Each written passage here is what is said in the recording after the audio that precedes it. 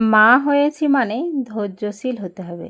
এই যেটা আপনারা দেখছেন এটা কিন্তু মোটেও নয়, কারণ এত তাড়াতাড়ি ও খায় না।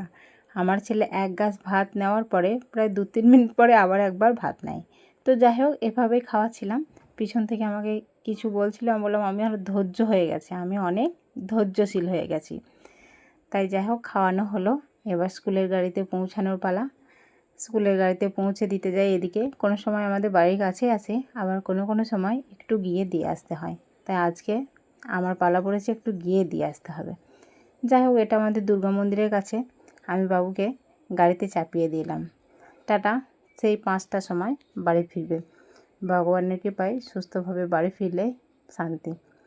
এখন রাস্তাঘাটে অনেক প্রবলেম হচ্ছে, প্রতিনিয়তই কিছু না কিছু অশান্তির কথা মাথাতে আসছেই। তো যাই হোক সব কিছুকে ঊর্ধ্বে রেখে ছেলেকে তো স্কুলে পাঠিয়ে দিলাম।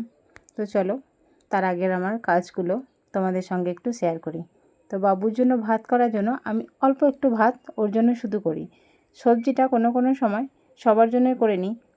তো আজকে যেহেতু বৃহস্পতিবার, আমাদের তো আজকে আমিষ খায় না, তো আজকে বড়া দিয়ে আলু, পটল, ভেন্ডি এগুলো দিয়ে একটা সবজি বানিয়েছিলাম, আর শাক বানিয়েছিলাম টক।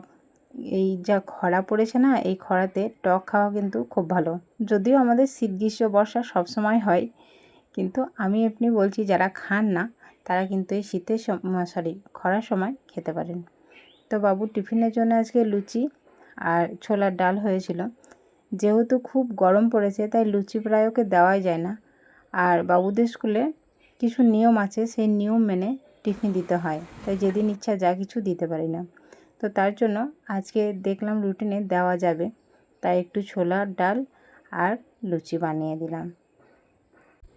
ছেলেকে নিয়ে সকাল থেকে 10টা অবধি কীভাবে যে কেটে যায় সত্যিই বুঝতে পারি না।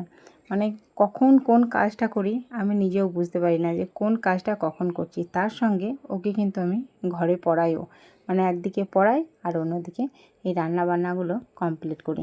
তো আজকে যখন আমি এই ডালের বড়াগুলো ভাজছিলাম, আমার পাশে একটা কাকিমা ছিলেন, উনি আমাকে বারবার সাবধান করছিলেন মায়ের মতো করে, যে তুমি যেভাবে ডালগুলো দিচ্ছ এতে হাতে তেল লেগে যাবে, তারপর হাতে ফুসকা পড়ে যাবে। সত্যিই খুব ভালো লাগছিল এতটা ভালোভাবে কথা বলার জন্য। আর আমাকে কেউ যদি এরকমভাবে সাবধান অবলম্বন করে কথা বলে আমার খুব ভালো লাগে, মনে হয় যেন আমাকে কতটা কেয়ার করছে, একদম মায়ের মতো করে। তো যাই হোক আমি কিন্তু এগুলো ভেজে নিলাম। আর রান্না করতে করতে আমার হাত পড়ে, এটা প্রায় হয়েই থাকে। আজকেও পড়েনি, যদিও সাবধান অবলম্বন করেই করেছিলাম কাজটা, কিন্তু বেশিরভাগ দিনই আমার হাত পুড়ে যায়। তো যাই হোক সব কাজ কমপ্লিট হয়ে গেল আমার। এদিকে বিছানাটা পরিষ্কার করে নিলাম, তারপর ঘর দোর সব আবার পরিষ্কার করব, তারপর বাবুর জন্য অপেক্ষা করব।